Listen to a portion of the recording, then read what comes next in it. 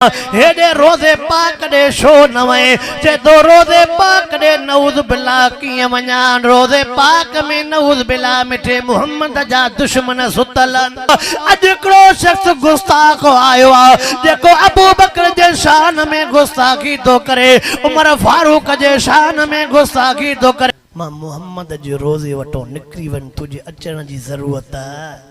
इन ज़मीन में मां उनन के बुधायूं तो वना जेके सोने उमर फारूक जे शान में गुस्ताखी ता कन इन ज़मीन में मां उनन के यो वाक्यो बुधायूं तो वना अबू बकर सिद्दीक जे शान में जेके गुस्ताखी ता कन अल्लाहु अकबर काजी एहसान मंद शुजाबादी रहमतुल्लाह अलैह मताशी दाढ़ी वार उन जा वाइज भी बुधा होंदा काजी साहब रहमतुल्लाह अलैह तो फरमाए जे तो मां मदीने पाक में मौजूद वाक्यो याद अची वेंदो त बुधाईंदो जे तो मां मस्जिद नबवी में मौजूद सामो हिकिड़ो शख्स जेको मस्जिद नबवी में आयो पर मिठे मोहम्मद करीम जे रोज़े पाक ॾे न वयो अॼु बि आहिनि जेके रोज़े पाक ॾे अल्लाहु अकबर पोइ जेकॾहिं मदीने पाक में वयो ऐं रोज़े पाक ॾे न वयो कुझु बचिस अल्लाहु अकबर तवज्जा तकर काजी साहब रहमतुल्लाह अलैह डिठो यो शख्स जेको रोज़े पाक ॾे न वयो जे तो मां सॾु कयो मांस ॾे त ख़बर केरा काथों जो आ नालो छा अथई जे तो मां साईवाल जो आ काथों जो जे तो मां साईवाल जो आ चंडे ख़बर साईवाल को जो पंधु करे आयो आ हेडे रोज़े पाक ॾे शो न वए जे तो रोज़े पाक ॾे नऊज बिल्ला किए वञा रोज़े पाक में नऊज बिल्ला मिठे मोहम्मद जा दुश्मन सुतलन चे नालो छा थई ॿुधजाए थोड़ो चे नालो हबीबा छा तो चवे चे हैफ हो जई नालो भी हबीब थी हबीब जे हबीबन को भजे तो चे नालो मटाए ना अलाए समझे अलाए न नालो तुझो हबीब हेडे हबीबन जे हबीबन के दुश्मन चवे थो चे तो के कहीं बुधायो चे साईवाल में मुके मानन बुधायो चे जो साईवाल के भी छडे दे भला जे करे तो के मिठो मोहम्मद पाण चवे तो के जेकरे मिठड़ो मोहम्मद पान चवे अबू बकर मुंडो यार उमर मुंडो यार पोत गाल खत्म जे तो मां त वडी दावा कई जे तो पो मां किया कया चवल वन वुजू करे अचण खां बाद में कलमो पाक पढ़ कलमे पाक पढ़ खां बाद में रोज़े पाक ते वनी करे तो महबूब ते दुरूद पाक पढ़ महबूब ते दुरूद पाक पढ़ खां बाद में हिय दुआ गुर इहदिन सिरातल मुस्तकीम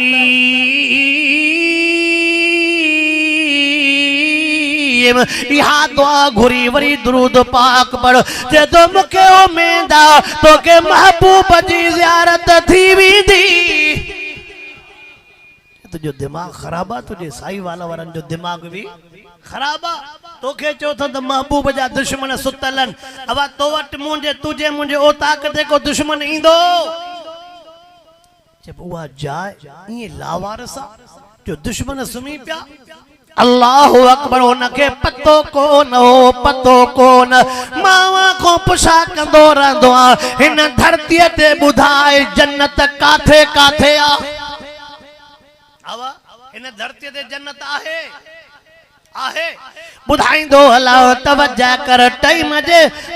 के मद्दे नजर रखंदे माग ते गाल के हलाइंदो हला महबूब फरमायो बिन जाइन ते जन्नत या मा बैन बैती व मिंबरी रोज़तुम मिन रियाज़िल जन्नह हिन धरती ते की जेको जन्नत जो टुकरो आ उन जो नालो रोज़ो पाक वा जन्नत काथे आ तुए मां सब रोई दुआऊं घुरंदा हो नमाज़न ते हजन में उमरन में रोज़न में रब जन्नत दे हो त यार जन्नत में सुता पिया अल्लाहु अकबर तवज्जा तकर सही को जन्नत जो अलाए को यो रोज़ो पाक सही भी जन्नत काथे आ नौजवान यो जुमलो याद कजा आका सही फरमांदा अल जन्नत तात अकदामिल उम्महात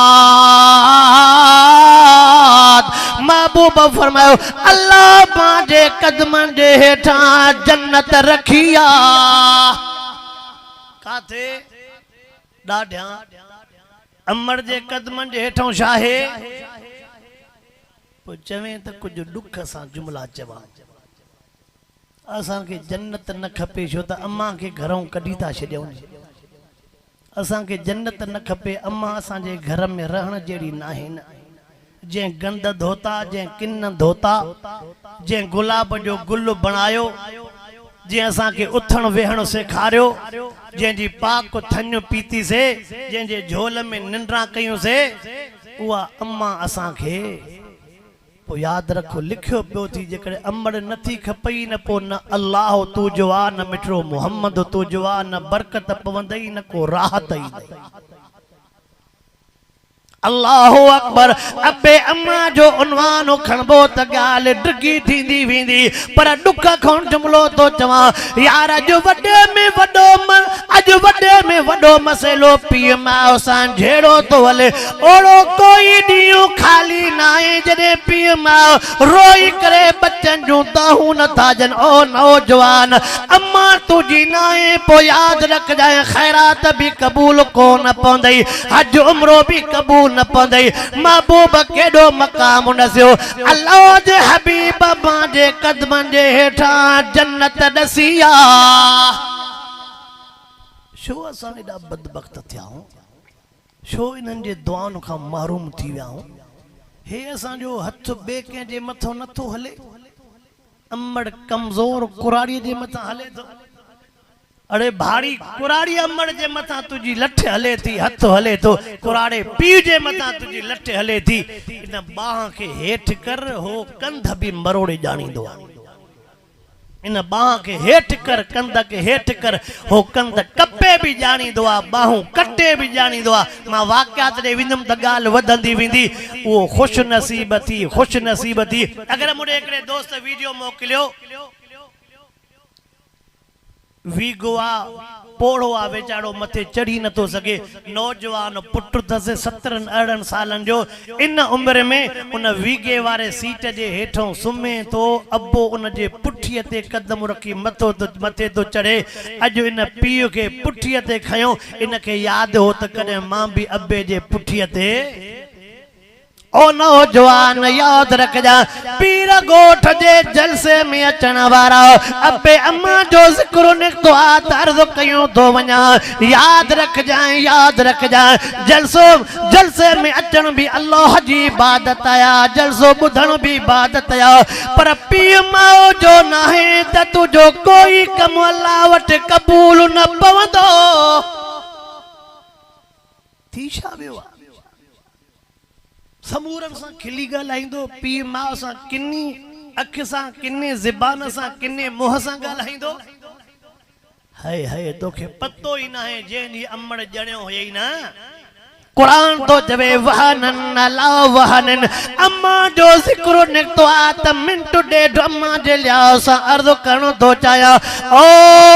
पीर गोठ जे शहर में अचण वारा मुसलमान कुरान तो जवे दुखन मथा दुख सटई खोड़ वेचारियूं अमरियूं खोड़ वेचारियूं जीजल इन डिलीवरी वारे टाइम ते अल्लाह के प्यारियूं थी वयूं खोड़ वेचारियूं अमरियूं पंहिंजियूं जुआनियूं विञाए वयूं इन दुखे टाइम ते जंहिं घड़ीअ में जेका जंहिं टाइम ते मां चवंदो आहियां इज़राइल जो ॼण चंबो पयल हूंदो आहे इज़राइल जे चंबे खां निकिरण वारी मां ॾुकनि सूरनि सां ॼण वारी मां जंहिं टाइम ते ॿार ॼमंदो आहे उन टाइम ते डॉक्टराणी छाजे करे उन ॿार खे अम्मा जे दिलि ते रखंदी आहे जख्मन में चूर चूर अम्मा ओ मौत जे करीब पहतल अम्मा जडे इहो ही बार इन दिल ते इंदो आ त रोंदड़ अम्मा मो खिल निकरंदी किया ये गोड़ा सुकी किए मीदान ओ मुसलमान नौजवान याद रखें जडे जाओ होए न तू अम्मा के रोआ रहे हो पर अम्मा दिल ते रखी करे मुर्क आंदी हुई पो जकने हकीकी पी मां जो पुटवा न फरमा बरदार बच्चो न पो तुझे करे अम्मा न रोए तुझे करे अब्बो न रोए हाँ दुआ जे लाए भले रोन रोई रब के तुझी पारतू कन पो वो खुश नसीब होंदो मां चंदो जंजे ला पी मां रोई रब के पारत करे लठन सा न रोवारेस घरों धिक्का दई न रोवारेस अगर तुम एकड़ो मंदर दिठो केड़ा ता के मंदर दुखाइंदो कमजोर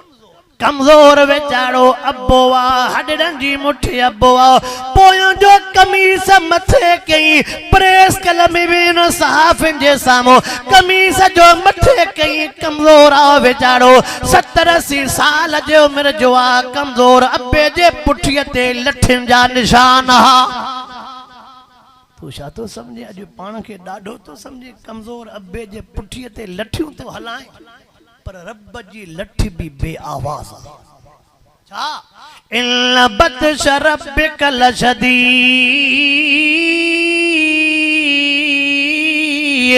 तवज्जा कर मंगाल दे मोटी अचा गाल ते वदंदी विंदी गाल ते वदंदी विंदी महबूब मुस्तफा करीम फरमायो अम्मा जे कदमन दे हेठ अल्लाह सही जन्नत रखिया महबूब जे गाल दे मोटी तो अचा काजी एहसान मद शुजा बादी रहमतुल्लाह अलैह तो फरमाए जे तो मुके यकीन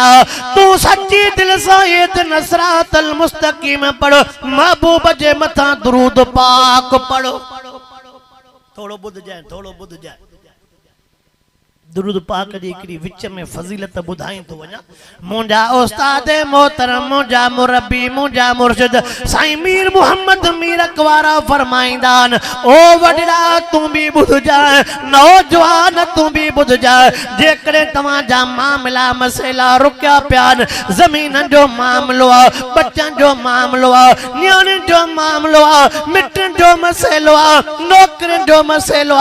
घरू मामलान डाडा तवा परेशान था रहो तवा के डी जो भी सुकून ना है रात जो भी सुकून कोने अल्लाह अकबर लिखियो पियो खर्च भी कोने को टाइम भी घणो न लगंदो रात जे टाइम ते 100 दफा दुरूद पाक पढ़ी दुआ घुर जाए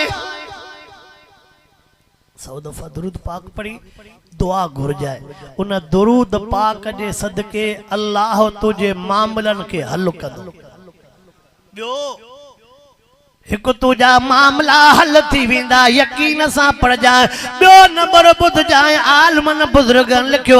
जेको महबूब सही ते दुरूद पाक घणो पढ़ंदो आ उन के मिठे मोहम्मद जो दीदार थींदो वा छा विच में जुमलो चवा जेकॾहिं महबूब जो दीदार थे त पोइ थोरो वरी पाण ॾे ॾिसूं त दीदार जॾहिं थे त कंधु खणण जहिड़ा हूंदासीं अलाए छा चयो अल्लाह सही छल तमासा समूरन के महबूब मुस्तफा से जो सच्चो गुलाम बनाए आमीन तचो उन टाइम ते वो हबीब साईवाल वारो उन टाइम ते काजी साहब रहमतुल्लाह अलैह तो फरमाए वुजू करण वयो वुजू करण का बाद में मां हेडे महबूब जे मिंबर ते आए में जे तो पंजी दाढ़ी मुबारक मिंबर सा गसाए करे छा तो चवा ओ महबूब जा मिंबर अल्लाह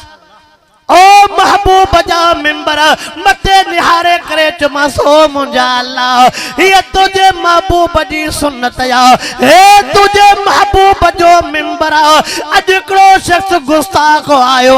देखो अबू बकर जे शान में गुस्ताखी तो करे उमर फारूक जे शान में गुस्ताखी तो करे जे तो दाढ़ी मुबारक कशी दाढ़ी मिंबर से मथा रखी करे अल्लाह के अर्ज कमो मुंजा अल्लाह अज न मिंबर जे सदके अशी दाढ़ी वारे जी लज रख जाए अज न सुन्नत जी लज रख जाए ओ मुंजा रब करीम ईमान बची वो तो मुझो भी फायदो आ हुन जो भी फायदो आ अल्लाह वडी दावा कया हुन यार मो नाव में तो न थींदो कर हुन यार मो नाव में तो हाँ कदे कदे एड़न मो कम वठंदो आ जो कदे सोचो ही ना वरी कदे कदे इए पर्ची पवंदो आ जो अकुल कम हुई अल्लाहु अकबर तवज्जा तकर मां बयान के पूरो थो कया हेडे चले तो मां मिंबर ते दौड़ी मुबारक रखी करे पंजे रब करीम का सवाल कयो वा महबूब जे मिंबर ते महबूब जी सुन्नत रखी करे यार के अर्ज कंदुम त न मनी दो अल्लाहु अकबर जो मास ओ मुंजा रब करीम अज तलज रख जाए अज तलज रख जाए जते मते हरते उन टेम ते रते इमाम कादी साहब रहमतुल्लाह अलैह तो फरमाए अन्या मां दुआ घुरा तो रोआ तो पियो 2 मिनट मस गुजरा सागो ई साईवाल वारो हबीब चादर गारो करे आयो मुझे सामू भी करे रोई करे जद ओ कादी साहब अल्लाह तो के वधाईंदो अल्लाह तो के खुश कंदो छा गाल जो तो दुनिया ते न जाए ते इंदिया दुनिया रोज़े के दिसंदिया पर अल्लाह मां गुनाहगार के रोज़े वारे मोहम्मद जो दीदार करायो वा जदो मुखो भी अखिल मंगोड़ा हुई व्या रब अशी डारी जी तो लज रखी ओ मुंजा रब करीम महबूब जे मिंबर जी तो लज रखिया जदो पुछा कई मास गाल शाए बुधा त सही हकीकत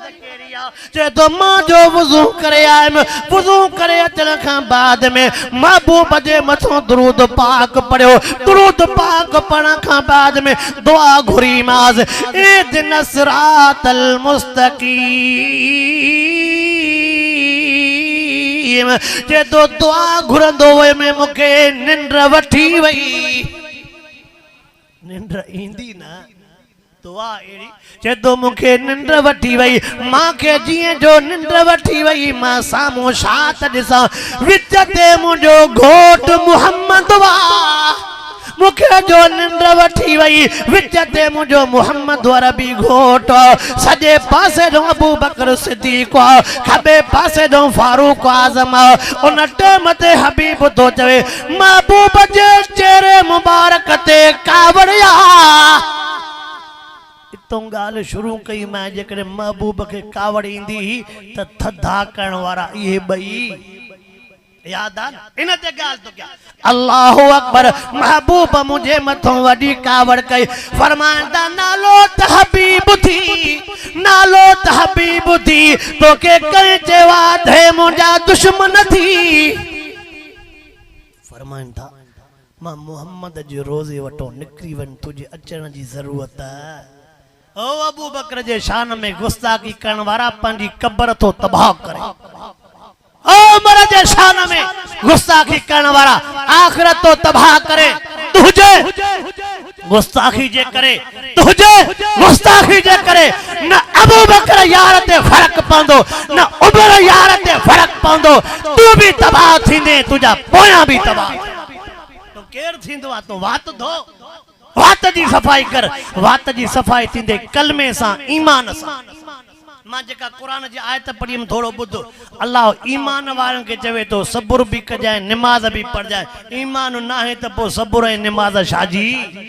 अल्लाह समझई अल्लाह न समझई ईमान वारन के चे अल्लाह अकबर जे तो जते मते महबूब नाराज थी व्या डिठम त सफा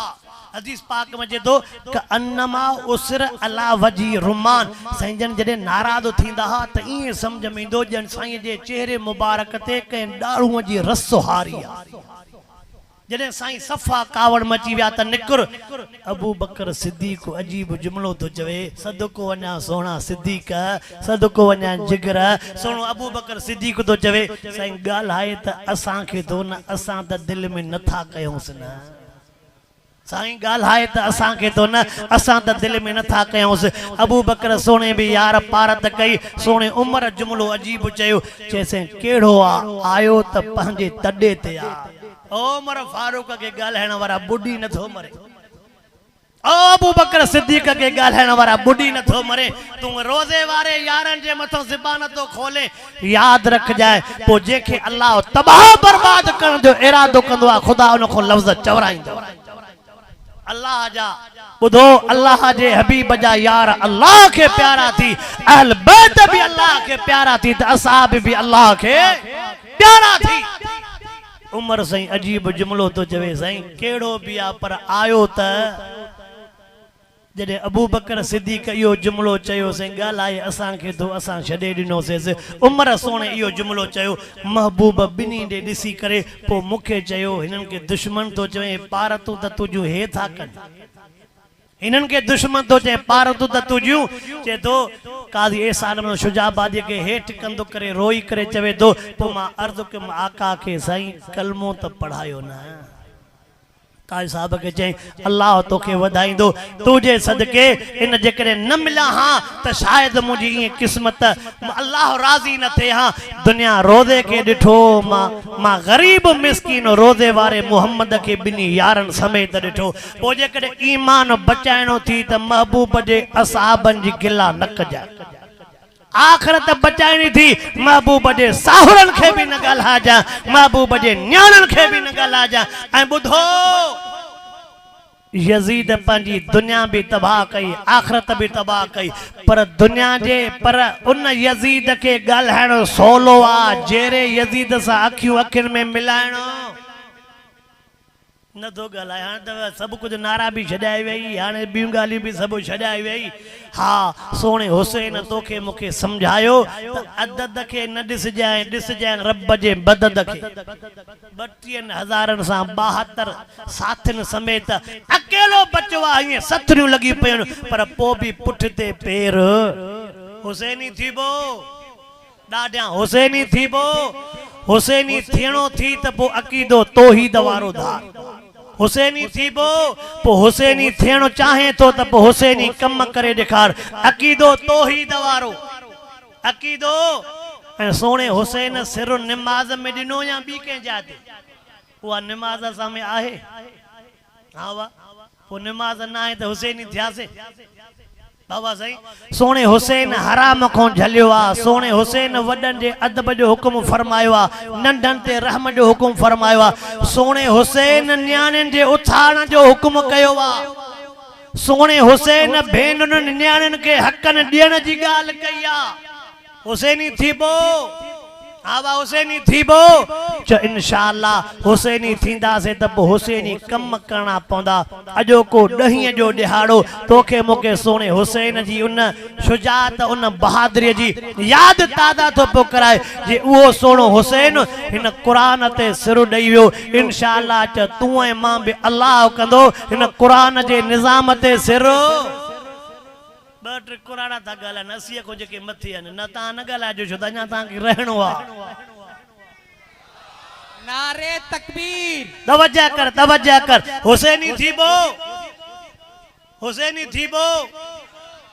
अंब जेके पटिया अथव इन्हनि जो हिसाब मालिकनि खे ॾींदव नथा ॻाल्हायो या जेके ओड़े पाड़े में रहियल अथव तिन जो बचाव थींदो हुसैनी थीबो परावा डंग रात जो चोरीअ न पटबा मां वयो ई न आहियां हेॾे होॾे हुसैनी थीबो। बाक़ी जेके ॿाराड़ीअ वारा वेठा हो ॾेढियूं कुड़ियूं इहे त आहिनि ई चोरनि जूं इहे त पंहिंजूं आहिनि ई न हलो हेॾे नथो वञा हिते वरी चिप थी था वञा नारनि ते ज़ोर घणो बाक़ी कम हुसैनी इंशाअल्लाह अव्हांखे मां दावत थो ॾियां मार्च 2027 में मार्च 2000 ॾाढा मार्च 2027 में हेॾे 2.5-3 लख ख़र्च करे काबतुल्लाह जे इमाम जे कॾ निमाज़ पढ़ण वेंदो आहे 2.5 लख ख़र्च करे मस्जिद नबवी जे इमाम जे कॾ निमाज़ पढ़ण वेंदो आहे। असां कायदे सिंध हज़रत अल्लामा राशिद मामून साहब जा थोरा लाहे ई न सघंदासीं जेको सखर जे धरतीअ ते इन्हनि इमामनि जे कॾ असांखे निमाज़ पढ़ाईंदो। हा 2027 मार्च में इंशाअल्लाह ओ काबतुल्लाह जो इमाम भी सिंध धरती ते अचे मस्जिद नबवी जो इमाम भी सिंध धरती ते अचे या खुशनसीबी आहे कि न हाँ वाह खुश नसीबी आहे चो इंशाअल्लाह पाण पंहिंजे साथियुनि समेत ॾींहों राति तैयार कर असां जमइयत उलमा इस्लाम जे प्लेटफार्म ते हिक हिक फर्द ताईं हिक हिक घर ताईं न्यापो कंदा था वठूं अचो हिन क़ुरान जे निज़ाम जे लाइ सहाबे किराम जे निज़ाम जे लाइ खुलफा राशिदीन जे निज़ाम जे लाइ गॾिजी हथ वधायो इंशाअल्लाह उहे ॾींहं परे नाहिनि उहे ॾींहं परे नाहिनि जॾहिं सिंध असेंबली हुजे पाकिस्तान जी असेंबली हुजे जॾहिं उन जाइ ते झंडो हिन यार जो फड़कंदो